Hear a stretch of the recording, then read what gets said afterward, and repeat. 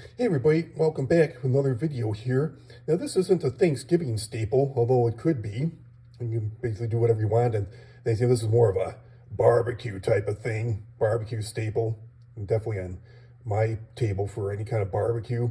And these are homemade baked beans, not totally from scratch. I have made them from scratch before, but it takes you gotta slow cook them. They take forever. It take like 6 hours, and you gotta open up the oven or the slow cooker, stir them up like every half hour, every hour or so. This is much simpler, and they turn out just as good. Take a little shortcut. I used canned pork and beans. I could doctor them up. I got this recipe years ago from a friend of mine, and much easier this way than making them totally from scratch.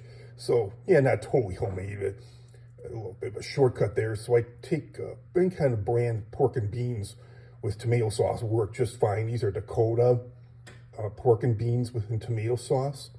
So I take 2 cans, they're 1 pound each, so 2 pounds of canned pork and beans.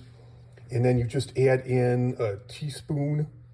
You heat the oven to 325, and then you put in a teaspoon of dried mustard, 3/4 of a cup of packed brown sugar, and 1/3 of a cup of ketchup, and 6 strips of raw bacon chopped up. You just mix that all together with the 2 cans of pork and beans and bake it in the oven, stir it up, and then bake it in the oven 325 for about 2.5 hours. And this is what you're left with.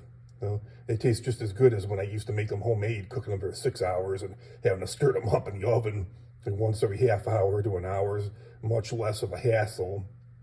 So, yeah, that's all I have to say about that. Comment, like, share, subscribe, and we'll talk to you all real soon. Another great video. Have a great rest of your weekend, everybody, and a great Thanksgiving coming up. Talk to you all soon. Bye.